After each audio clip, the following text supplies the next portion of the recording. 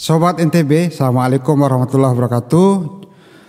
Jumpa kembali pada acara obrolan podcast edisi ke-17, podcast Bintang. Sobat NTB Mania, NTB Makmur Mendunia.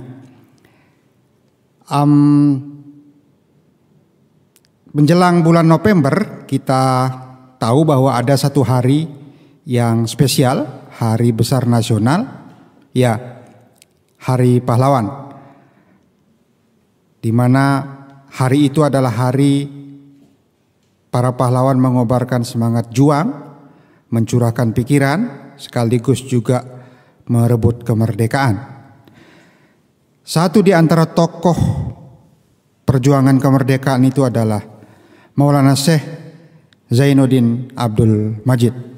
Beliau tokoh kemerdekaan, pendiri ormas terbesar di NTB, bahkan di Indonesia, dan punya cabang juga di mancanegara. Kiprah keteladanan beliau kita akan kupas dalam satu obrolan podcast Bintang 31 Oktober 2025. Telah hadir di studio podcast Bintang dua sosok narasumber kita. Pertama, Profesor lengkapnya Profesor Dr. Haji Abdul Patah MPhil I. Beliau fungsionaris pengurus besar Nahdlatul Watan Diniyah Islamiyah, sekaligus juga akademisi UIN Mataram. Assalamualaikum, Prof. Waalaikumsalam warahmatullahi wabarakatuh. Alhamdulillah baik, ya. Bang Dedi, gimana? Ya, baik, alhamdulillah. Kemudian narasumber kita kedua, beliau juga fungsionaris pengurus besar Nahdlatul Watan, sekaligus juga akademisi Universitas Mataram. Assalamualaikum, Pak Doktor. Waalaikumsalam warahmatullahi wabarakatuh. Dr. Haji Lalu Sirajul Hadi MPD. Siap, Bang Dedi. Jadi kedua narasumber kita nanti akan mengupas berkaitan dengan kiprah kepahlawanan Maulana Syekh Zainuddin Abdul Majid dari perspektif filsafat, tasawuf, kemudian ada juga perspektif pendidikan, yang kedua-duanya juga bisa kita minta penjelasan, uraian, maupun juga saripati pemikiran berdasarkan kiprah-kiprah Maulana Syekh pada aspek sosial, dakwah, dan keagamaan. Kita mulai saja. Anda sedang menyaksikan podcast Bintang, beri informasi terbaru dan cemerlang. Kita mulai. Prof. Ya, siap. Abdul Patah. Ya. Saya mulai. Pertama, Anda dikenal sebagai guru besar filsafat UIN Mataram. Ya, insya Allah. Nah, dalam ilmu filsafat atau ilmu tasawuf itu,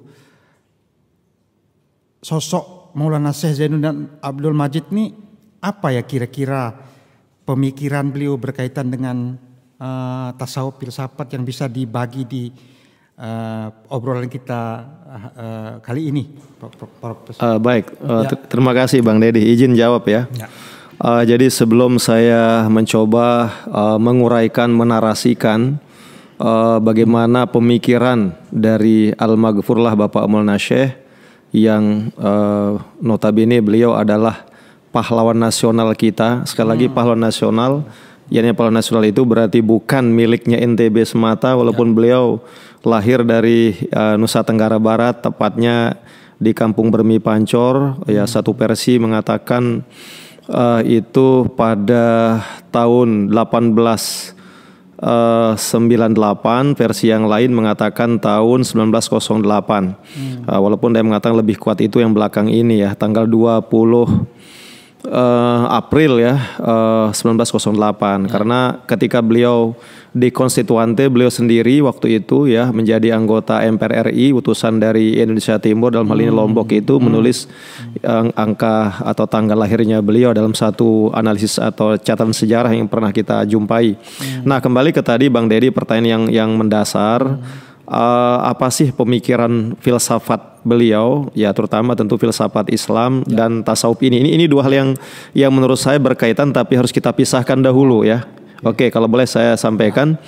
Jadi ya kalau filsafat Islam itu intinya bahwa pengetahuan mendasar tentang segala hal, segala realitas, apakah itu tentang ketuhanan, tentang alam semesta, ataupun tentang kemanusiaan. Dan sudut pandangnya adalah kalau satu versi itu menurut Ahmad Fuad Al-Ahwani itu versinya adalah paradigma Al-Quran. Begitu juga dari C.A. Qadir, intinya dari perspektif teologi Islam. Jadi intinya apapun yang ada di dunia ini, kemudian kita coba lihat dia, kita coba analisis dia secara mendasar, tidak hanya aspek luarnya saja, tapi aspek substansinya. Menurut kacamata Islam itu membedakan filsafat Islam dengan yang lain. Karena itu kalau kita bicara perspektif filsafat Islam ini sangat luas sesungguhnya. Namun supaya tidak melebar kemana-mana, saya bisa menyampaikan begini Bang, bahwa dalam konteks Maulana Syekh Al-Maghfur lah, Maulana Syekh pahlawan nasional kita, Tuan Guru Haji Muhammad Zaidul Majid, ya, bahwa misalnya dari segi akidah, ini juga bagian dari filsafat. Jadi kalau kita bicara teologi atau ilmu tentang ketuhanan, itu sungguhnya juga bagian dari filsafat Islam.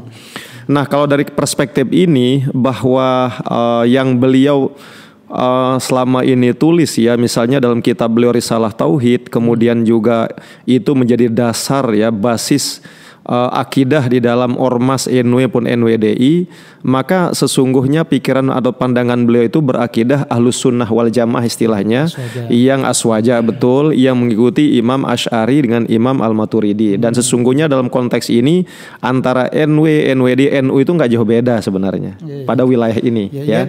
Maturidiyah itu juga bagian dari sufisme juga. Iya, bagian sufisme ya, tetapi dia lebih dominan di pada wilayah ini dulu, akidah ya atau teologi dulu.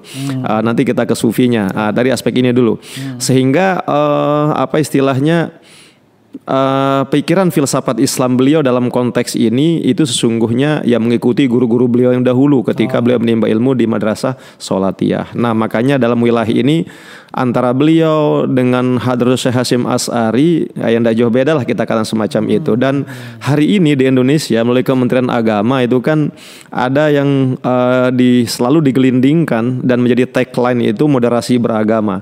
Sesungguhnya moderasi beragama secara tauhidi itu mengambil dari sunninya dua tokoh tadi ya, Imam Asy'ari, Abu Hasan Al-Asy'ari dengan Imam Al-Maturidi tadi ya. Jadi bahwa dalam berakidah itu kita tidak terlalu rasionalis seperti Mu'tazilah ya, dan tidak juga terlalu ke ekstrim ya, seperti misalnya kelompok-kelompok lain ya, misalnya Syiah yang ada Syiah Golat, ada ataupun aliran lain yang Jabariyah yang terlalu kaku ya, bahwa semua tergantung Tuhan. Nah, tetapi di akidah Imam Maturidi dan Asy'ari ini intinya antara kekuatan Allah dengan potensi manusia itu menentukan kadar nasib manusia, sehingga ada manusia ini ada kesempatan untuk berikhtiar.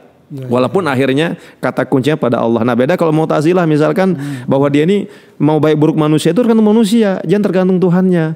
Kalau begitu apa artinya surga neraka? Kenapa Anda masuk surga? Karena Allah telah memberikan kebebasan sebebas-bebasnya berbuat. Makanya kalau you korupsi, you maling, pasti masuk neraka. Kenapa? Karena itulah logikanya. Tapi bagi perbuatan manusia ansih. Iya, ansih dia menentukan ya. Tapi kalau dalam konteks kita di Indonesia, iya embrio itu 50-50, tapi akhirnya adalah Allah tetap menentukan begitu. Nah kembali ke tadi, kalau kita bicara konteks filsafat Islamnya beliau di situ. Kalau kita bicara aspek lain, karena begini juga Bang Dedi dan mungkin teman-teman ya anak muda generasi kita sekarang di NTB khususnya, bicara filsafat Islam juga ternyata juga berbicara masalah hukum. Jadi kalau kita bicara filsafat Islam itu sangat dekat juga maknanya, bahkan ini paling dominan katanya itu dengan falsafah tasyri' Islami, atau mungkin dari sisi yang lain itu bicara aspek fikih ya, atau amalan yang dilakukan oleh sebuah katakanlah jamaah atau umat dengan ada kaedah, dengan ada pertimbangan kemaslahatan tertentu. Nah karena itu kita kembali ke Bapak Maulana Syekh Al-Maghfur pahlawan nasional kita dari konteks dalam kacamata filsafat, terutama filsafat hukum Islamnya, maka beliau selalu tekankan ini, nanti Pak Doktor bisa memperkuat barangkali itu. Jadi kita ini NW NWDI itu berakidah ya Ahlus Sunnah wal Jamaah, mengikuti ya Imam Abul Hasan Al-Asy'ari dan Al-Maturidi ini, dan secara fikih filsafat hukumnya mengikuti Imam Syafi'i.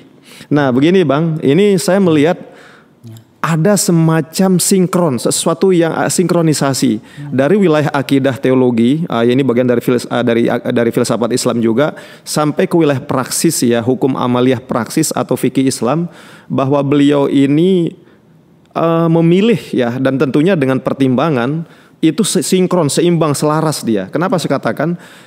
Sunninya ya, Al-Asy'ari dengan Al-Maturidi ini adalah sunni yang seimbang secara akidah. Nah, sedangkan fikihnya ya, Imam Syafi'i, Abul Idris ya, Syafi'i ini, Muhammad bin Idris Asy-Syafi'i ini itu juga seimbang. Kenapa seimbang? Kebetulan kalau kita bicara sejarah hukum Islam, Imam Syafi'i ini berada pada posisi ketiga dari segi kelahirannya. Yang pertama itu adalah Imam Hanifah, Abu Hanifah. Fikihnya sangat rasional. Kalau akidah tadi mirip kayak Mu'tazilah, kurang lebih begitu. Kemudian setelah beliau ini muncullah tokoh kedua dalam sejarah hukum Islam itu Imam Malik bin Anas yang tinggal di Madinah. Nah, ini beliau cenderung tekstualis, ya, cenderung ke kiri, cenderung agak kaku, rigid. Nah, dan ini kebetulan jadi gurunya Imam Syafi'i nantinya. Nah, terus Imam Syafi'i yang ketiga. Nah, beliau ini ternyata menjembatani ya dua tokoh sebelumnya. Jadi rasionalitasnya ada, kemudian sisi normativitasnya ada, tapi pertengahan. Nah, rupanya ini yang dikukuhkan ya di dalam organisasi NU/NU/EDI, bahwa fikihnya seperti yang disampaikan oleh Al-Makfulah Pola Nasional kita adalah fikih Syafi'i, dan itu ternyata di Indonesia ini mayoritas dipegangi, cocok untuk warga kita, dan itu mendukung juga program Kemenak hari ini, moderasi beragama. Fikih pun kita moderat begitu kira-kira. Jadi dalam beberapa sisi itu diseimbangkan dengan wasatan di tengah. Ya, wasatan betul ya. Jadi umatan wasatannya begitu, fil akidah, wa fil ibadah, wa fil hukum, kira-kira begitulah ya. Jadi itu luar biasanya di situ. Apa yang menarik dari pikiran Maulana Syekh terkait arus deras filsafat atau tasawuf yang dijadikan landasan oleh Maulana Syekh dalam berkiprah, dalam terjun ke masyarakat dan seterusnya. Apa yang menurut Profesor sebagai guru besar filsafat, apa yang menarik yang saya kira ini bisa dijadikan inspirasi. Bagi netizen, bagi generasi semua, muda, bagi mungkin juga jamaah Hobi Turen dan pans beliau. Saya kira juga ada yang bukan hanya ansih ormas NU, tetapi juga di luar NU pun juga bisa jadi ada yang mengidolakan Maulana Syekh. Baik, ini pertanyaan luar biasa Bang Dedi ya. Para pemirsa atau netizen atau abituren atau siapapun yang menyaksikan podcast kita ya, Bintang seri 17 ini. Saya lanjut dulu. Kalau kita bicara sekali lagi filsafat itu luas sekali Bang Dedi ya. Tadi akidah, bidang hukum, termasuk ya sebenarnya pengembang dari hukum juga ya. Kalau kita bicara fikih itu ada juga bicara tentang fikih kenegaraan sebenarnya, fikih siasah. Fikih siasah. Nah, dalam konteks Maulana Syekh yang saya pahami, mohon maaf kan seiring perjalanan waktu ya, ketika beliau balik dari Tanah Suci, beliau mendirikan 12 tahun dulu belajar di sana di Madrasah Sholatiyah, beliau mendirikan pesantren Mujahidin, kemudian mendirikan Madrasah NWDI ya tahun 1947 ya, kemudian 6 tahun berikutnya tahun 1937 dulu, terus 6 tahun berikutnya tahun 43 itu tepatnya 21 April mendirikan Madrasah NBDI, kemudian tahun 53 mendirikan Nahdlatul Wathon. Nah, maksud saya dalam perjalanan itu seiring dengan dinamika yang sosial kemasyarakat dan politik di Indonesia, beliau pernah masuk ke Partai Golkar. Kemudian dalam perkembangan berikutnya juga pernah ke P3. Dan menurut informasi tahun 80-an ya, ketika muktamar ke-7 di Pancor NW waktu itu, beliau akhirnya tidak memaksa kepada partai tertentu. Jamaah itu disilahkan. Ya, seiring dengan berbagai pengalaman. Nah, poinnya maksudnya begini.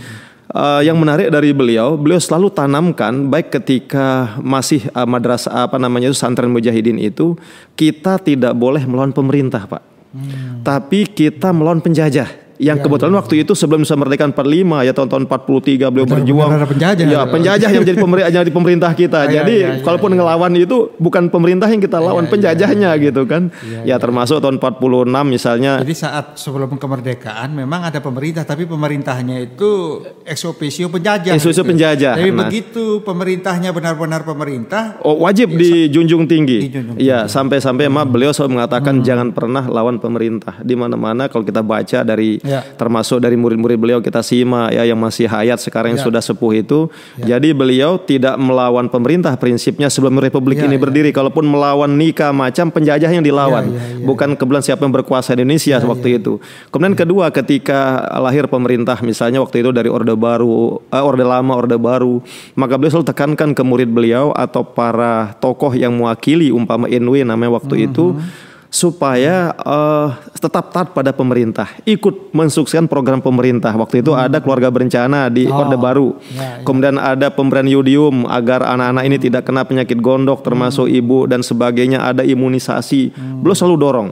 Terus begitu juga beliau menekankan abituren jamaah pencinta ini untuk ya terutama bagi yang mampu ini, katakunya bagi yang mampu, baik secara finansialitas maupun secara kemampuan lah, secara intelektualitas.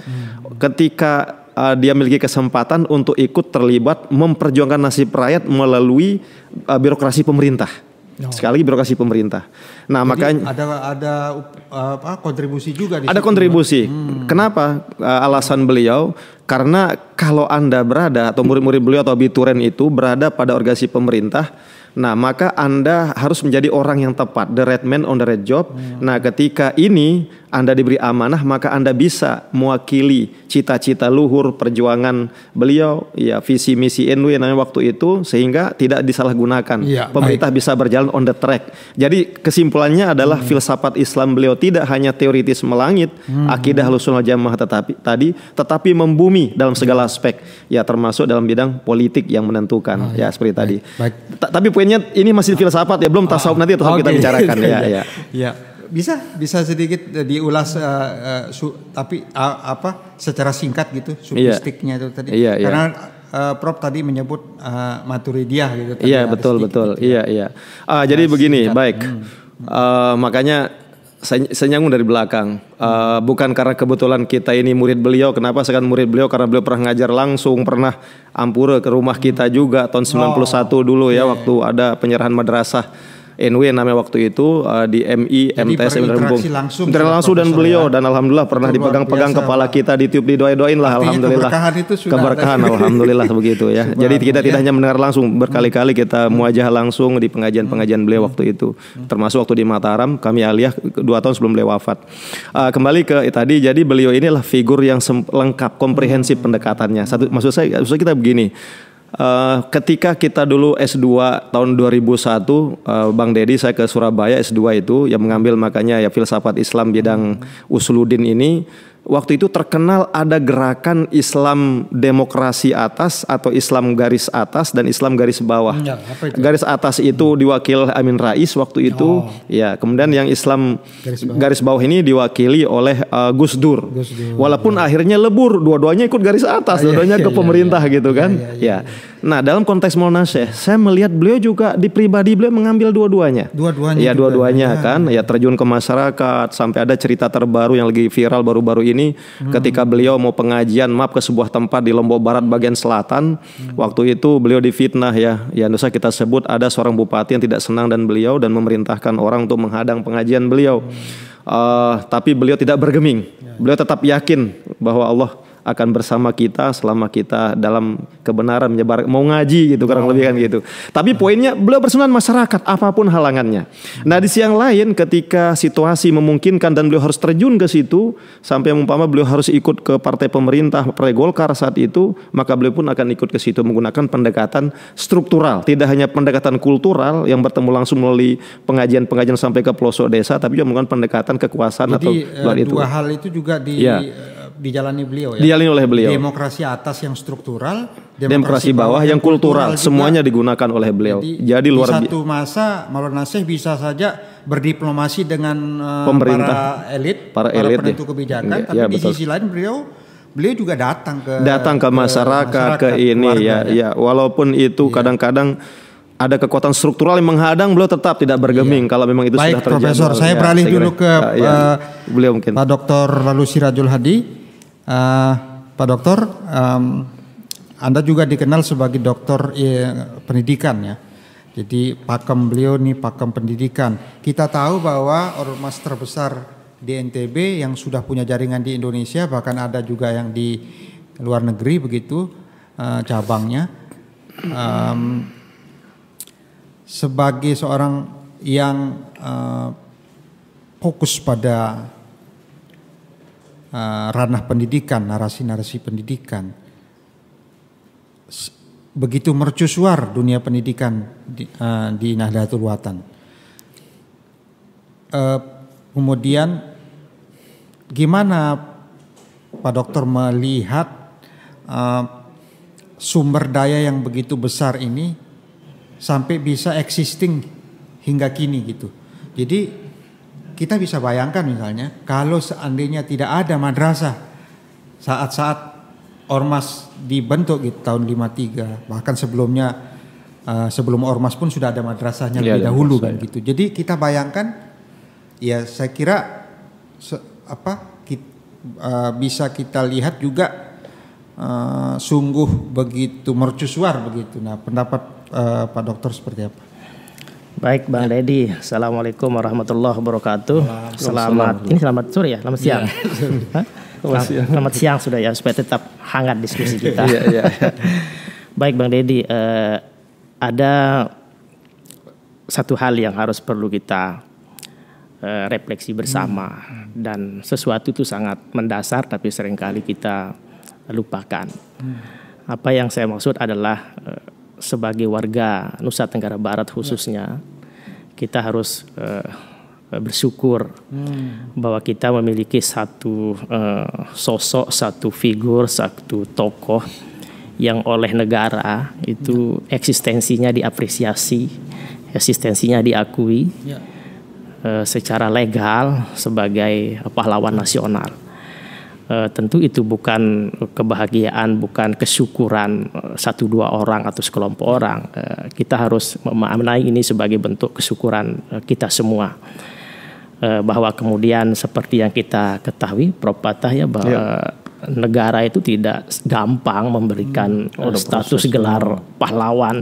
Kita lihat di sosial media itu berseliweran itu ya.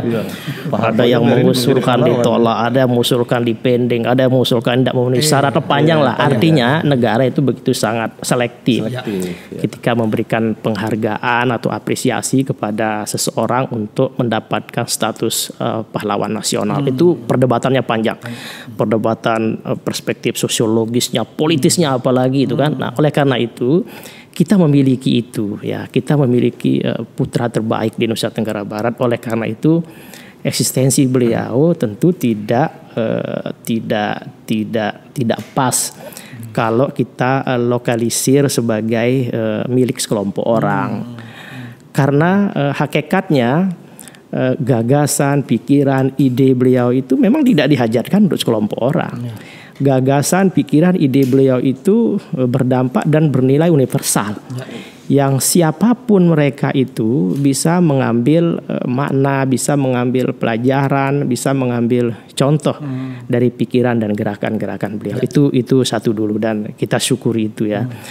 Kemudian yang kedua, tadi sudah Bang Dedi sampaikan bagaimana kemudian beliau dengan begitu luar biasa sampai dengan hari ini ya, prestasi dan prestise beliau dalam bidang pendidikan yang terdistribusi hampir di semua tempat, bahkan di seluruh Nusantara itu hampir ada, walaupun mungkin itu ya skalanya bervariasi lah, ada yang besar, ada yang menengah, ada yang kecil. Itulah mungkin yang relevan kita diskusikan dalam semangat Hari Pahlawan, menyambut Hari Pahlawan Nasional 10 November itu ya, bahwa ada 3 angka yang 3 waktu yang tidak boleh kita lupakan. Tadi sudah disebut oleh Prof. Patah, 1934, 1937, 1945. Ya. 1937 itu adalah ketika beliau berinisiatif membentuk pesantren Al-Mujahidin. Kemudian bertransformasi, Al-Mujahidin ini berimbrio pada tahun 1937 dibentuklah madrasah NWDI, kemudian 43 dengan style beliau yang sangat berpikir tentang proporsionalitas, keadilan, bahwa pendidikan itu bukan hanya hak kaum laki-laki, tapi beliau sudah jauh memberikan memberikan pemahaman kepada kita bahwa pendidikan itu bukan hanya hak kaum laki-laki, bukan hanya milik kaum laki-laki. Hidup terhormat dan hidup bermartabat itu bukan hanya klaim kaum laki-laki. Kemudian tahun 43 didirikanlah Nahdlatul Banat, Madrasah Nahdlatul Banat Diniyah Islamiyah sebagai tempat proses kaum perempuan juga mengenyam pendidikan. Nah, apa yang ingin saya garis bawahi dari ini? Jadi saat itu, sebentar saya potong sedikit Pak Dokter, silakan.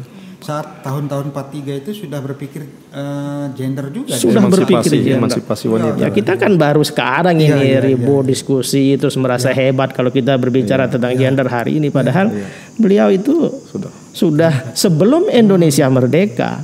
Beliau sudah berpikir tentang spesifik sekolahnya untuk perempuan pun sudah ada. Itu ya. Ini kita melihat beliau dari perspektif betapa beliau memiliki visi yang jauh melampaui zamannya begitu kan. Ketika sekarang Soekarno belum proklamarkan kemerdekaan kepada saat perempuan begitu tidak mendapat tempat, tapi beliau sudah berpikir sangat visioner. Kemudian inilah nilai-nilai penting yang harus menjadi inspirasi bagi kita semua hari ini. Nah, apa yang ingin saya katakan, Bang Deddy dan tentu kita semua, bahwa mengapa beliau Al-Maghfurlah Maulana Syekh tidak membagi amunisi dalam bentuk fisik pada saat itu.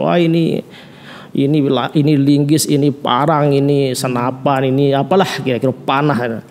Tapi dari beliau merintis pesantren Al-Mujahidin itu sebagai sebuah bentuk kesadaran kritis lah. Ya, kesadaran kritis bahwa untuk menjadi umat bangsa atau manusia yang bangkit dari keterjajahan tadi ya, dari ketertinggalan, dari kebodohan, harus ada perlawanan. Dan perlawanan yang beradab dalam perspektif beliau lah menurut kita pada saat itu adalah melalui pendidikan gitu ya. Makanya ini kok seperti education for struggle lah gitu ya. Pendidikan untuk perjuangan, education for civilization. Persis apa yang disampaikan oleh KHD juga Ki Hajar Dewantara, pendidikan untuk membebaskan manusia.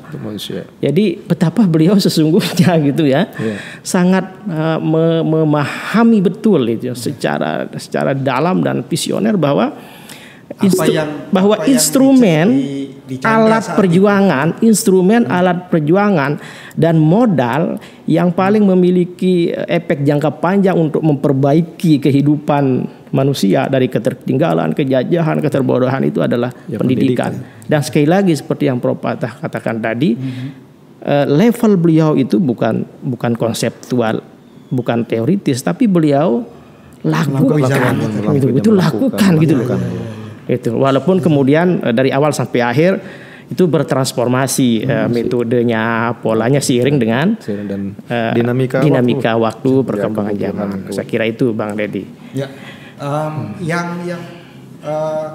dari rintasan sejarah itu mercusuarnya pendidikan kemudian sekarang sedang diterapkan di seluruh sendi-sendi jenjang pendidikan gitu ya, Pak Dokter ya. Jadi yang paling terasa yang mana kira-kira? Apakah pengajian beliau, madrasah, pesantren, atau yang institusi pendidikan yang lain? Ya, karena perjuangan beliau itu bergerak dalam 3 ranah, 3 domain ya, sosial, pendidikan dan dakwah. Itu hampir semuanya berjalanan secara beriringan. Ya, secara beriringan. Pendidikannya jalan, sosialnya jalan. Coba itu orang belum ada departemen sosial, Kementerian Sosial. Beliau itu sudah mengkonsolidasi status umat yang memang perlu dibantu, yang perlu dihimpun gitu ya. Yang perlu ditolong. Itu filosofi melontar di situ. Ya, itulah. Jadi jadi kalau kita kenal sekarang ada fundraising gitu. Itu udah lama. Filosofi melontar itu luar biasa ya. Filosofi melontar itu fundraising itu bahasa hari ini. Udah lama. Benar, luar biasa. Ya, tetapi memang apa yang saya ceritakan tadi itu, bagaimana beliau mengawali semua gagasan-gagasan besar itu, Bang Dedi, itu bukan tanpa hambatan, bukan tanpa tantangan, bukan tanpa rintangan. Itu kan bahkan tidak jarang beliau secara fisik maupun psikis itu menghadapi pressure dan tekanan dari kelompok-kelompok penentang pada zamannya itu. Dan itu lagi yang saya sebut betapa beliau memiliki daya juang, resiliensi yang tangguh. Seandainya ya karakter beliau adalah orang yang lemah misalkan begitu ya, cepat mengalah misalkan ya, atau gampang terintimidasi misalkan ya, tidak fight, kita tidak tahu hasilnya sekarang. Apa yang akan terjadi saat ini. Nah, itu kan nilai-nilai kedaya tahanan, daya ketangguhan, dan itu yang layak diteladani. Jadi tidak laki-laki tidak boleh ada sekarang ini kalau kita melihat dari bagaimana beliau memiliki seorang fighter sejati ya, memiliki resiliensi, daya tahan yang begitu hebat dan luar biasa. Lalu sekarang kita berhadapan dengan sosok-sosok atau pemuda-pemuda atau masyarakat yang lemah misalkan begitu ya, begitu ada cobaan sedikit, begitu ada tantangan sedikit. Ini kan sama sekali kita tidak menjadikan nilai-nilai karakter positif beliau sebagai apa yang kita sebut dengan contoh, sebagai inspirasi. Ya, saya kira dan banyak hal lah yang bisa kita gali, yang bisa kita eksplor dari karakter-karakter positif beliau. Tapi memang ya kita kan Prof Patah sering ikut-ikutan ya, lebih mencari dan melihat sosok di luar sana yang kita tidak tahu apakah itu fiksi non fiksi, padahal nyata di sekitar kita itu ada tokoh dari kita, ada tokoh besar yang juga kita, kan? yang memiliki atau yang layak, yang sangat layak untuk kita jadikan inspirasi dengan mengambil nilai-nilai penting dari bagaimana berjuang dari nol dengan tantangan yang tidak mudah pada zamannya gitu. Seperti kalau ilmunya Ali Syariat itu justru beliau membangun peradaban kan. Dari mulai yang kecil kemudian jadi existing dan sekarang sedang menjadi satu institusi yang luar biasa, pergerakan sosial, dakwah, pendidikan. Iya, betul. Menjadi satu entry point yang saya kira selaras dengan ketokohan beliau. Itu ya Pak Dokter ya.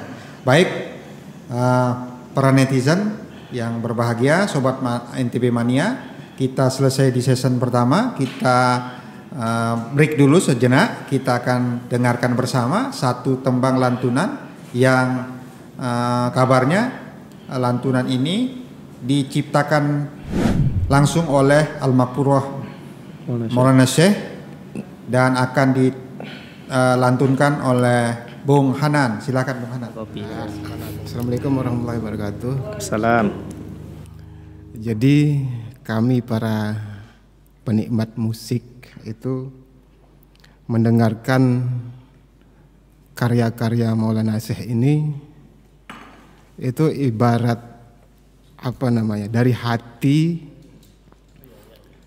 dari hati dibuat, dan musikalitasnya itu kalau kita kaji itu ada jazz, ada blues beliau di sana. Iya. Jadi tingkatan musikalitasnya itu Tinggi dia ya? tinggi. Oh. Enggak kaleng-kaleng. Ini ya orang musik yang Jadi paham itu menggunakan kan. bahasa musik untuk menarasikan figur beliau Jadi ini. kita tahu kalau dalam Islam itu kita ke tasawuf sedikit, kalbu mukminin baitullah itu. Jadi di dalam kalbu seorang muslim itu di sana rumah Allah. Jadi setiap nada yang keluar itu pasti ada sumber dari hati itu. Nah, lagu ini dari hati yang beliau ciptakan Pacu Gama. Jadi melihat kondisi sosial di masyarakat. Jadi kita bisa bilang musik yang beliau bawa itu diwahyukan. Pacu Gama. Luar biasa. Ya.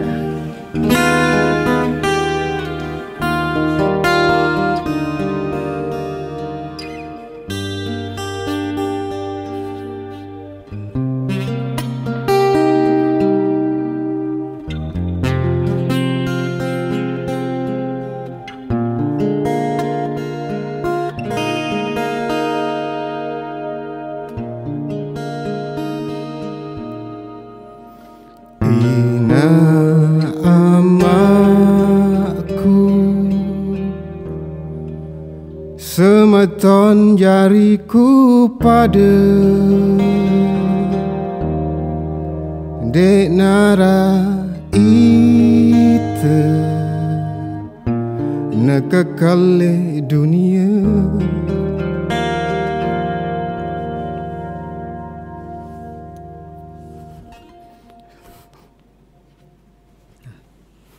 Sampai ke bawah perasaan ini musisi kita. Anda bisa lanjut. Daka tesugi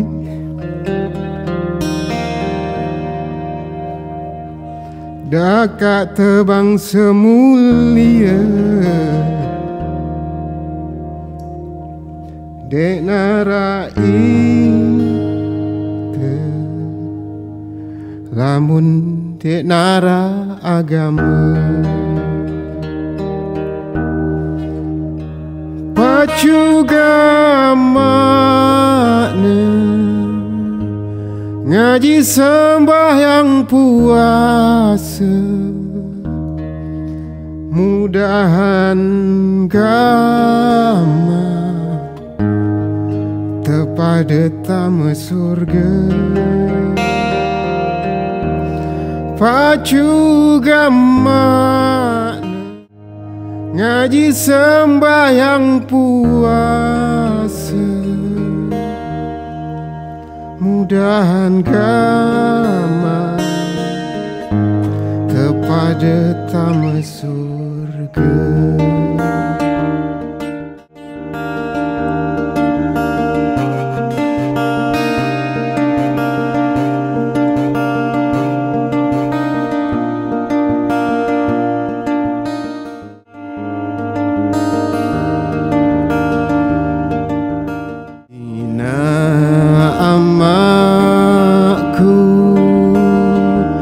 Semeton jariku pada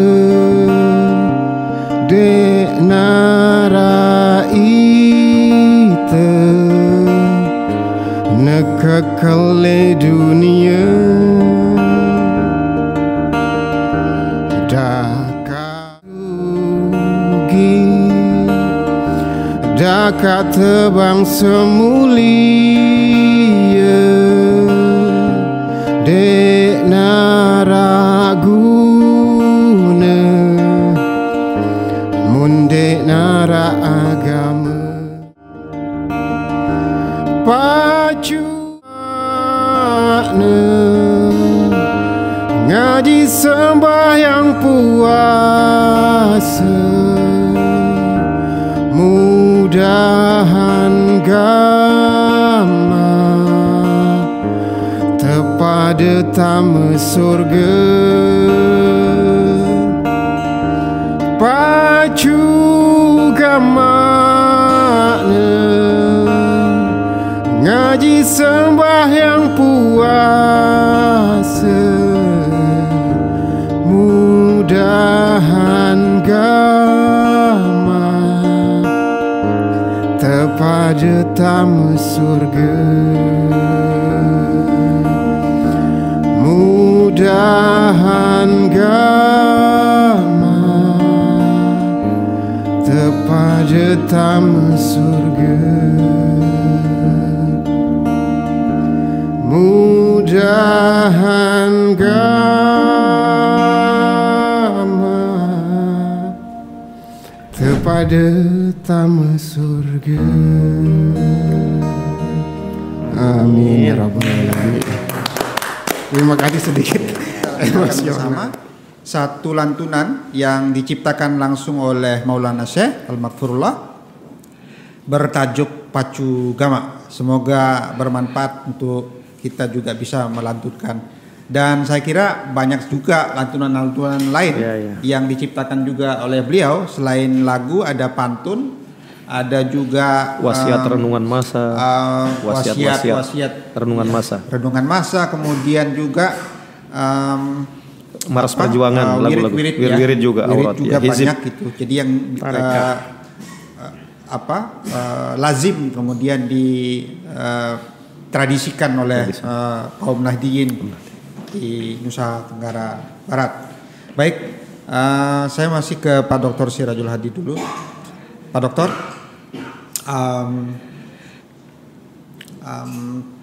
saya masih ke bawah arus, ke bawah ekspresi lagu tadi itu. Jadi saya ngebayangin Al-Maghfurullah itu. Jadi beliau hampir semua multi talenta, multi dimensi, ya kan? Pencipta lagu, kemudian juga dari sisi syair, kemudian keilmuan, kemudian budayawan, sastrawan, ya. Banyak pantun-pantun, banyak sajak-sajak beliau yang dari sisi sastra itu saya juga mendengar itu sastra banget tuh. Sastra banget. Jadi itu kan bagian dari dunia pendidikan juga itu Pak Dokter. Gimana Pak Dokter melihat itu? Bang Dedi, saya juga ikut terharu tadi itu ya. Apalagi musisi kita memberikan narasi prolog bahwa lagu itu beliau ciptakan liriknya dengan hati. Dan memang benar seperti itu.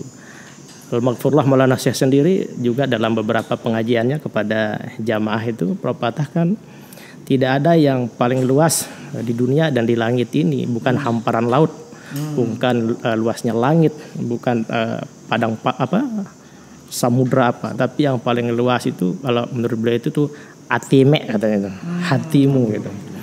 Jadi itu yang paling luas. Itu atime itu yang paling luas. Jadi maknanya kalau orang sudah bisa menguasai hati itu sudah menguasai langit dan bumi seolah gitu ya.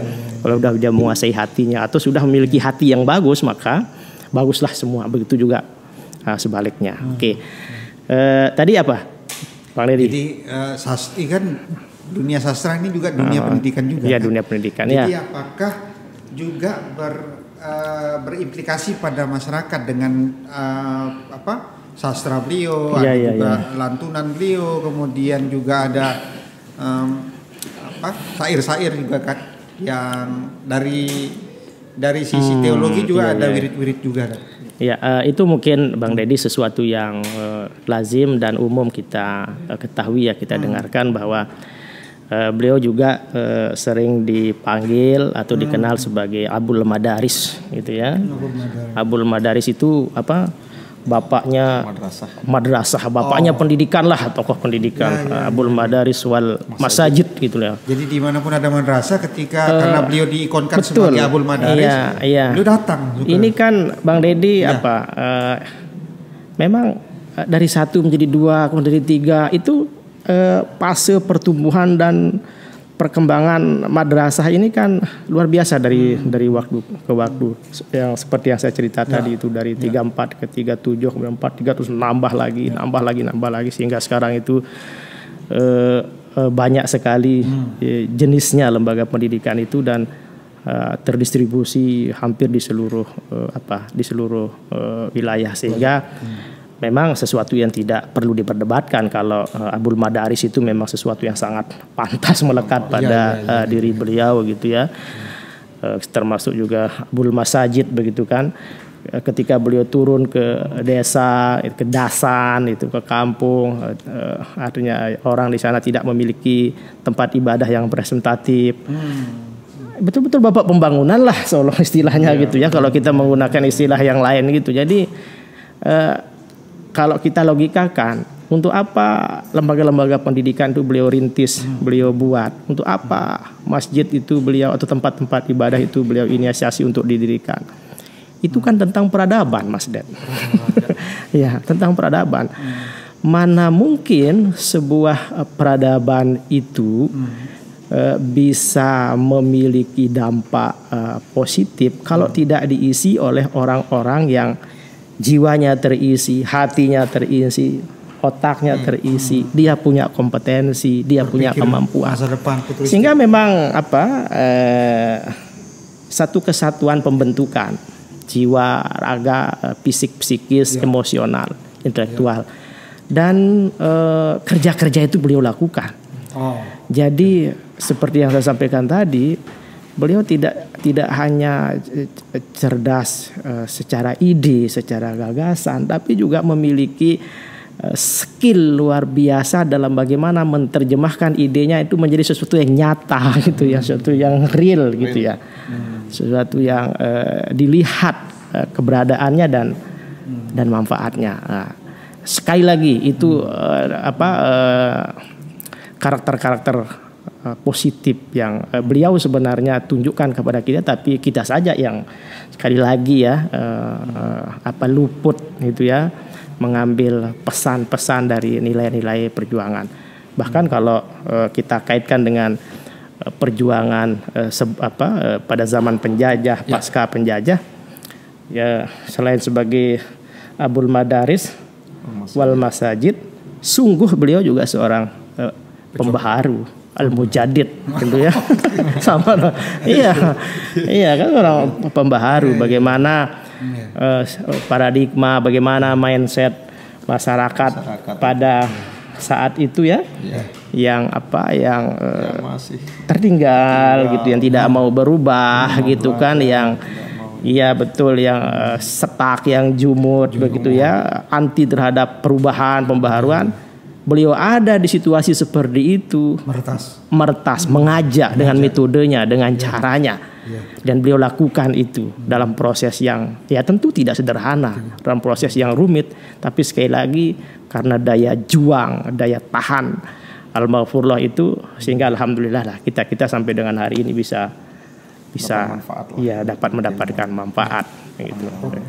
Prof. Abdul Fattah, jadi Pak Dr. Sirajul tadi mengatakan Al-Maghfurullah itu selain pejuang kemerdekaan juga pembaharu, kemudian juga Abul Madaris wal Masajid ya. Nah, ada nggak kira-kira sebagai orang yang langsung pernah menerima ilmu, titisan langsung ilmu beliau kepada Prof. Fattah gitu.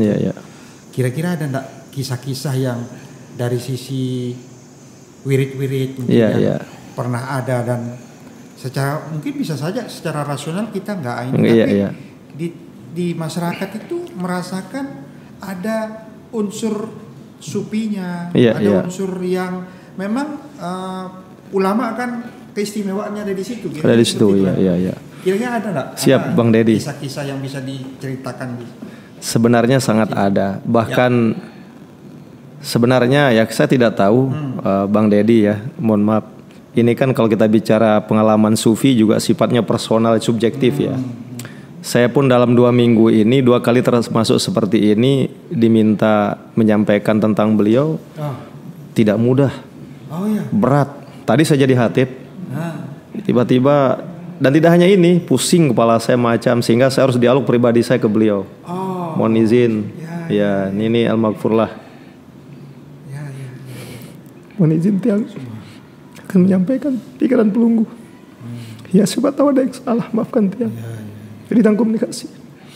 Karena gitu tiba-tiba sesak dada saya. Saya tidak tahu kenapa. Minggu lalu saya dengan perwakilan NU di Mesir juga.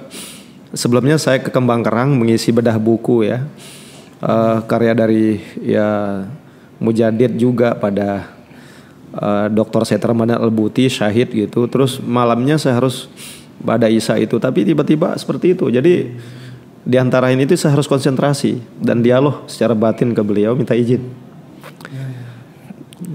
Mungkin itu menjadi berat karena lupa saya izin gitu. Ya siapa tahu apa yang saya sampaikan ini mungkin melenceng. Mungkin ada yang tidak tepat. Karena itu saya minta ridhonya beliau. Ya baru terasa agak tenang, nyaman kita bercerita tadi di luar. Dan itu ini satu sisi. Yang untuk sekarang ini, ketika ini pernah terjadi kisah nyata juga.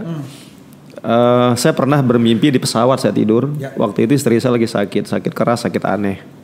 Sekitar tahun 2014. Saya naik Lion Air waktu itu siang-siang ke Jakarta. Ya, ketika naik pesawat itu saya baca Slona Datain.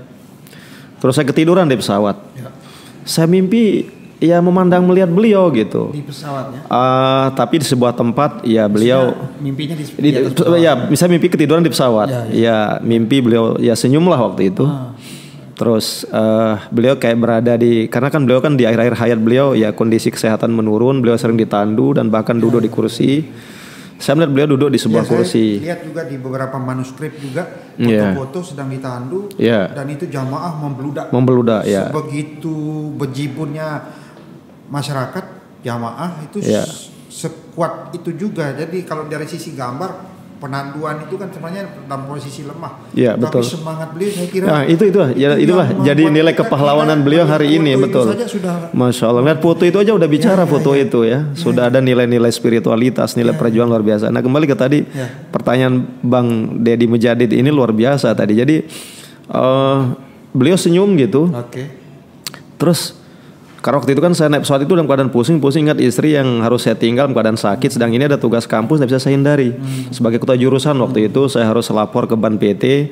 Selesai diakreditasi Prodi PAI namanya. Ya alhamdulillah itu embrionya menjadi hari ini. Jadi perjuangan yang panjang juga termasuk waktu itu. Nah cuma harus saya tinggal istri ini karena ini juga amanat kampus. Ya saya tetap berdoa ya Allah mudahan ini dipelihara karena sakit agak luar biasa waktu itu. Nah di pesawat itu saya bermimpi melihat beliau senyum. Nah turun dari pesawat saya ingat istri saya, wah alhamdulillah berarti ada isyarat bahwa ya akan dijaga nih, akan sehat. Betul, pulang itu seminggu setelah itu sehat lah. Jadi artinya saya cerita ke keluarga, Masya Allah luar biasa, Datuk Maulana Syekh bahasa kita. Karena kan pernah ke rumah soalnya, pernah ketemu ibu, pernah ketemu almarhum bapak itu muridnya beliau. Dan kita pun murid karena diajar langsung oleh beliau juga waktu itu masih SD Sanawiyah, beliau masih 10 tahun, sudah langsung ada. 10 tahun sebelum beliau wafat itu tetap masih rajin datang ke Rempung kampung kita, ke Mataram ini waktu itu saya aliyah itu tahun 93-4 itu masih ngisi pengajian, saya hadir di situ. Banyak hal, jadi luar biasa beliau. Saya mau buka sedikit behind the scene. Iya, oke. Kemarin saat sebelum podcast ini kan kita lagi mau bikin player itu karena waktu itu belum ada gambar Al-Maghfurullah. Tiba-tiba saya minta tolong sama pembuat playernya, tolong karena kita bicara tentang meneladani kiprah kepahlawanan Al-Maghfurullah Maulana Syekh, jadi minta tolong dibuat ada gambarnya beliau lah. Itu yang buat itu sampai lama nggak mau itu. Terus saya bilang, yo kenapa? Dia bikin malah yang nggak ada. Oh, gitu kayaknya ya? dapat itu malah Dr. Pak Prof Kadir yang belum ada kan? Ya belum ada ya. Itu saya tanya kenapa? Saya takut katanya waktu di WA itu tular mano. Kena tulah mano. Jadi ada kekhawatiran dia untuk betul. menampilkan sosok gambar itu saja. Iya betul. Jadi saking takzimnya. Betul. Yang bikin player ini. Iya siap. Jadi itu saya dari situ terus compare lagi dengan ceritanya Prof. Betul, saya percaya dan agak seperti itu. Betul. Ada satu kesinambungan lintasannya itu hampir sama frekuensinya ya. Mungkin Pak Dokter ada riwayat, ada kilasan begitu? Terkait dengan bagaimana orang mengenal beliau, orang mengikuti beliau, orang bergabung dengan beliau Al-Maghfurullah itu memang punya cerita masing-masing. Ada yang mungkin termasuk saya ya, termasuk saya itu punya, tapi rupanya berat kalau saya sampaikan. Ya, mohon maaf ya, ini nanti kita dianggap sum'ah apa segala macam itu ya. Tapi ada lah. Tetapi lebih baik saya cerita tentang orang lain saja, Bang Den. Ada orang yang tiba-tiba ziarah makam dari suatu negara, bahkan dari suatu wilayah yang awal mulanya dia tidak pernah berpikir sedikit pun tentang apa itu NW, apa itu NWDI, apa itu Al-Ma'rufah, tapi tiba-tiba dia didatangi lah istilahnya melalui mimpi, kemudian dia berdialog dengan hatinya sendiri, dengan dirinya sendiri, kemudian mencari tahu, kemudian dia ikut menjadi bagian dari murid misalnya gitu ya, dengan mengikuti tradisi-tradisi hasanah di organisasi. Itu juga banyak yang seperti itu ya, banyak yang memberikan testimoni seperti itu ya. Tentu memang itu sangat personal sekali ya. Termasuk saya sendiri juga punya pengalaman pengalaman bukan spiritual ya, pengalaman metafisika lah, pengalaman batiniah beliau gitu Al-Ma'rufah, bagaimana memberikan pesan dalam pengalaman batiniah itu tentang apa yang harus dilakukan, begitulah. Intinya beginilah. Bisa jadi orang yang mendatangi ziarah beliau itu sebenarnya juga nggak pernah tahu sebenarnya. Tidak pernah tahu ada. Bahkan dari luar negeri gitu. Belum pernah bertemu langsung. Tiba-tiba kemudian mengakses ke beliau langsung. Di ziarah itu saja ya. Iya. Dan itu banyak begitu ya, Pak Dokter ya. Ya, dari Indonesia sendiri maupun dari luar. Saya minggu lalu di Sulawesi Tenggara di Sumatera seperti itu. Ya. Izin. Jadi ada ibu-ibu yang dia sebenarnya Korea, terus pernah hadir waktu MTQ. Waktu MTQ di Lombok waktu itu 2016 ya, pas Pak Jokowi datang gitu. Akhirnya beliau mendengar kebesaran nama beliau, apalagi itu TGB jadi gubernur waktu itu kan kakek beliau katanya begitu, terus datang ke sana. Nah, pulang-pulang itu ibu ini terinspirasi membangun pesantren. Dan dalam banyak hal ketika beliau ingin membangun pondoknya, kemarin kami datangi menyaksikan sendiri, lumayan banyak jamaahnya. Beliau selalu seperti tadi, kayak dialog batin dengan Al-Maghfurah Maulana Syekh. Jadi minta izin, mohon jadi Datuk, saya akan membangun gedung ini, kebetulan kondisi kami seperti ini, kekurangan macam. Kuasa Allah, setelah itu ada saja bantuan tidak di luar dugaan.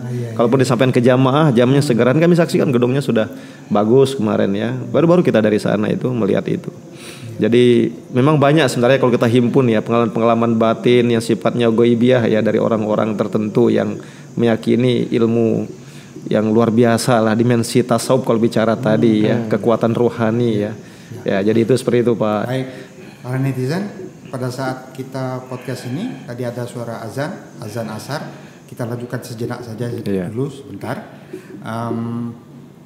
Pak Prof Abdul Fattah, apa artinya itu dalam tafsir tasawuf itu? Kejadian-kejadian lintasan sejarah yang bisa menggabungkan antara tokoh ulama yang lampau begitu, kemudian sampai bisa diakses oleh jamaah. Kemudian kita secara tradisi juga terus takzim gitu. Jadi mungkin ada banyak juga yang kita obrolkan tadi, kisah-kisah orang yang hampir sama frekuensinya. Artinya apa dalam tafsir tasawuf itu? Iya, sebenarnya begini ya, sebelum kita jawab ke pertanyaan pelungguh supaya kembali ke awal tadi, jadi izin bahwa menggarisbawahi, termasuk digarisbawahi juga oleh Pak Dr. Sirajul Hadi tadi, bahwa Al-Maghfurah Maulana Syekh itu ditetapkan sebagai pahlawan nasional. Sekali lagi, pahlawan nasional itu tanggal 9 November 2017 ya, 8 tahun yang lalu. Dan menurut Profesor Dr. Joko Suryo, Profesor Dr. Joko Suryo, bukan Roy Suryo ya. Ya, di dalam buku beliau ketika ditetapkan Al-Maghfurah Maulana Syekh itu, beliau itu sebagai pahlawan nasional, perintis pejuang pendidikan kebangsaan Indonesia berbasis kearifan lokal. Jadi sekali lagi perintis pejuang pendidikan kebangsaan Indonesia berbasis kearifan lokal. Nah, kembali ke pertanyaan awal Pak Dedi tadi di awal tentang dimensi tasawufnya beliau. Inilah sekali lagi sisi letak komprehensivitasnya Al-Maghfurah Maulana Syekh. Beliau tidak hanya menguasai bidang akidah, menguasai bidang termasuk tadi fikih Syafi'i, makanya juga Paraid punya Nazam Batu Ngompal, macam banyak karya beliau yang hampir 31 ya. Berbahasa Arab itu kurang lebih ada sekitar 15, berbahasa Indonesia 4 dan kayak nazam-nazam yang syair-syair tadi ya sekitar hampir 10 ya. Cuma jadi totalnya 31 karya. Karya beliau itu di sela-sela beliau juga harus turun langsung bertemu masyarakat, berjuang melawan penindasan, bahkan bukan jadi malamnya nggak tidur. Nah, saya ingin katakan dan pertanyaan Pak Dedi tadi bahwa dimensi kesempurnaan beliau itu juga dalam bidang tasawuf. Karena begini juga, beliau pernah menyampaikan dalam sebuah kesempatan pernah kami baca, jadi man tafaqqaha bila tasawufin ya tafassaqo. Jadi barang siapa yang hanya melaksanakan zahir syariat itu fikih saja ya, itu zahirnya syariat itu fikih itu ya, tanpa ada nilai spiritualitas tasawuf di situ, maka sungguh orang itu hakikatnya dia telah fasik. Ya. Wa man tasawwafa bila tasawufin tazandaqo. Jadi sedangkan orang bertasawuf, karena waktu itu banyak orang tasawuf tapi tamat sembahyang unin kan. Kan ada kita dengar dulu tamat sholat enggak sholat. Ya, melupakan puasa, yang penting kita ingat Allah selesai. Nah, itu juga sebenarnya udah zindik, kita keluar dari agama Islam. Itu sebuah istilah beliau yang populer. Nah, kembali ke tadi, karena itu beliau juga tahun 40-an loh, sekali lagi luar biasanya, dari pendidikan, perjuangan, belum Soekarno naik mengumumkan Indonesia merdeka. Tahun 40-an beliau telah menyusun tarekat ya, atau tarekat Hizib Nahdlatul Wathon, Diniyah Islamiyah, dan tarekat Hizib NBDI waktu itu, dan kemudian belakangan juga menjadi tarekat NW. 31 karya itu. Ya, 31 karya itu. Nah, itu sebagai kumpulan dari 73 doa para waliullah di samping doa beliau. Yang mohon maaf juga informasi dari beliau, dari murid beliau sampaikan sebelum disebarkan ke beliau itu yang ditulis menjadi Hizib Nahdlatul Wathon hari ini. Itu beliau telah bertemu dengan Nabi Khidir. Itu yang mendorong beliau untuk kemudian doa-doa ini dikumpulkan, kemudian diwiridkan, dibaca untuk keluarga, untuk sahabat seperjuangan terdekat, dan ternyata ini multifungsi. Sampai hari ini, maaf ya kalau boleh saya katakan, saat itu multifungsinya apa? Satu, bisa mengumpulkan para jamaah ya, para pejuang-pejuang saat itu pra kemerdekaan. Di situ juga menumbuhkan semangat perjuangan. Ibaratnya darah yang tadinya beku, dia menjadi bergolak kembali. Ingat prinsip lo tadi, bukan melawan pemerintah tapi melawan penjajah. Lah kalau kebetulan pemerintah itu yang menjajah, ya penjajahnya kita serang, bukan pemerintahnya. Itu filosofi yang luar biasa. Kedua juga seperti tadi, ketimbang diam di rumah, ini ternyata juga sebagai sarana mewujudkan kesehatan, membentuk kesehatan. Apa artinya? Jadi kesehatan itu kan sederhana. Orang sakit kan karena katanya darahnya gak ngalir. Coba aja belum gue tanya dokter ataupun tokoh-tokoh pengobatan alternatif. Kenapa orang ini sakit? Darahnya gak ngalir. Kenapa orang sehat? Karena darahnya mengalir, oksigennya masuk ke semua lini badannya. Nah, apa hubungannya kesehatan dengan orang bertarekat, orang berhizib? Dia di rumah momot diam, melamun. Akhirnya apa? Pikiran, kata orang kesambet, kesetanan katanya kan, mohon maaf. Tapi yang berhizib berdoa. Habis itu silaturahim ketemu begini. Tadinya mungkin saling curiga, suzon, hilang, sehatlah dia. Itu. Yang ketiga juga. Kita juga tahu kan, kalau di pemukiman tuh ketika ada barsanji itu, sebelum barsanji dengan setelah barsanji itu beda pengaruhnya. Beda, serius beda. Taste-nya tuh beda. Betul. Itu satu contoh, termasuk konteks hizib, apalagi ini. Ya, wirid yang lebih durasi, lebih panjang ini ya. Varian juga. Dulu, Prof, orang keluar malam itu takut karena sela. Karena gelap juga. Tetapi semenjak tradisi hizib, itu mulai dilakukan di kampung-kampung gitu, di pelosok-pelosok. Kemudian menjadi rame di malam hari, ada aktivitas masyarakat melalui kegiatan berhizib di malam hari, dan orang menjadi tidak takut itu keluar malam dari satu tempat ke tempat yang lain.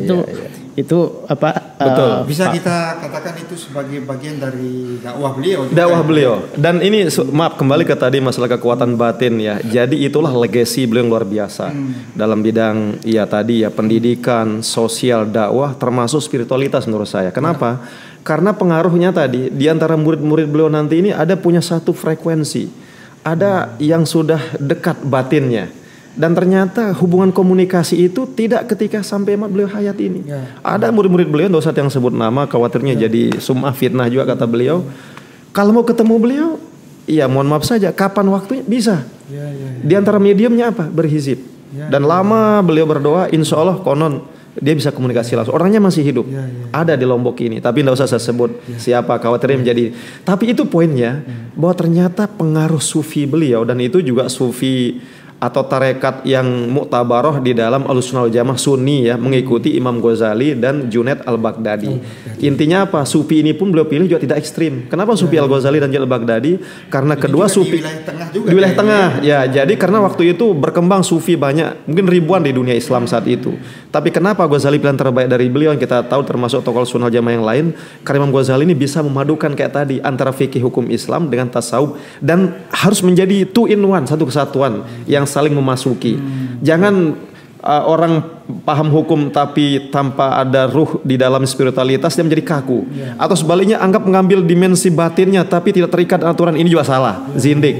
Yang benar itu seperti Ghazali menggabungkan termasuk Junaid al-Baghdadi, ada pengaruh menjadi nilai ketawaduan dan mempengaruhi perilaku. Bahasa ini karakter orang bertarekat dengan dua model ini atau tasawufnya Ghazali dengan Junaid al-Baghdadi itu menurut penelitian maka mempengaruhi perilakunya yang sopan, yang santun. Itu rupanya maaf sebagai penutup, ketika jamaah Indonesia pergi ke tanah suci hari ini konon terkenal jamaah kita Indonesia yang haji ini sopan, paling enak di sana di Mekah kan, santun, komunikatif. Kalau mau lewat aja betabe, kalau kita dijenjak kepala kita oleh orang Mekah nggak betabe. Inilah pengaruh dari para wali penyebar Islam di Indonesia termasuk Al-Mukarram Pak Maulana Syekh yang mengajarkan dan mengamalkan tarekat tadi Hizib Nahdlatul Watan yang sebenarnya intisarinya adalah ada keseimbangan batin, akal, rohani, termasuk hukum Islam, fikih tadi. Dan itu guru utamanya adalah Imam Ghazali dan Junaid al-Baghdadi. Itu. Pak Dr. Sirajul Hadi, ada komentar terkait kiprah kepahlawanan Al-Maqpurah Maulana Syekh. Mungkin ini buat generasi milenial, generasi muda kita. Jadi lintasan sejarah ini kan mesti kita bawa ke depan lagi, supaya makin lama makin banyak. Jadi buat netizen-netizen yang perlu mendalami, ada 31 karya Maulana Syekh yang bisa dikaji, didalami. Karya-karya itu merupakan prasasti beliau dari mulai beliau mendirikan madrasah, kemudian pesantren, kemudian ormas, dan seterusnya sampai sekarang kita bisa nikmati sebagai satu peradaban dunia Nahdlatul Watan. Prof. Patah tadi sudah menyampaikan bahwa selalu ada hal yang di tengah, mengambil moderat, simpul begitu di titik moderat gitu.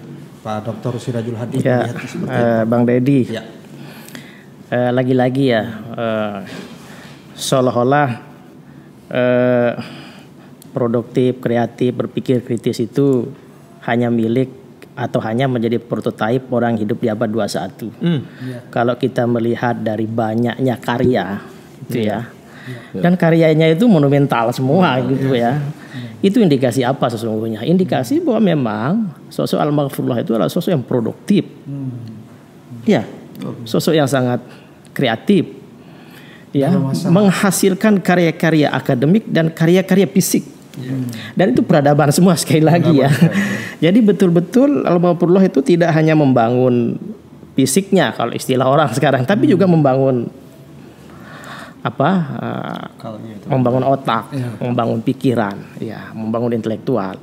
Itu inspirasi yang nilainya sangat kalau kita tinggi. Mengatakan bahwa beliau itu melampaui zaman. Melampaui zaman. Nah, pikiran beliau, kemudian karya beliau. Ya. Ada juga pikiran dan karya itu bukan hanya sampai pada pikiran dan karya, tetapi juga ada peradaban. Ada peradaban di dibentuk. Ya. Begitu ya. Sehingga Bang Deddy sedikit ya. Apalagi yang banyak sebenarnya. Ya, orang seringkali mengklaim diri sebagai tokoh itu karena berpikir hanya untuk dirinya. Al-Maghfurullah tidak. Dia tidak pernah berpikir individualistis, tidak pernah berpikir hanya untuk dirinya, tapi dia berpikir untuk umat, untuk bangsa. Kalau toh dia berkomitmen terhadap suatu ide yang dia akan gagas, yang dia akan buat, itu komitmennya bukan komitmen personal, tapi komitmen keumatan dan kebangsaan. Gitu. Nah, yang kedua Bang Deddy, beliau sungguh mengajarkan kepada kita semua tentang pentingnya optimisme di setiap zaman itu harus ada. Ya, seandainya beliau tidak memiliki optimisme dalam merintis peradaban di zaman yang sulit seperti itu, sekali lagi kita tidak tahu akan apa kita gitu ya. Dan yang ketiga saya kira ini juga perlu kita teladani dari beliau itu adalah bagaimana kita berpikir visioner, melangkah menatap masa depan bangsa, menjadikan nilai-nilai agama sebagai basis untuk kita bersama-sama, dan yang tidak kalah penting itu mari kita bersinergi, berkolaborasi tanpa harus ada yang kita legasikan, sehingga kita menjadi bangsa yang kuat. Setiap tokoh itu punya kiprah, dan setiap kiprah itu berkontribusi bagi kepentingan bangsa, bagi kepentingan agama. Saya kira itu dari saya, Bang Deddy. Baik, terima kasih para netizen dan sobat NTB Makmur Mendunia, sahabat NTB Mania. Kita sudah di penghujung obrolan kita kali ini. Ada banyak sebenarnya yang kita akan ulas dan mungkin tak akan habis ketika kita mengulas kiprah kepahlawanan Al-Maghfurullah Maulana Syekh Zainuddin Abdul Majid.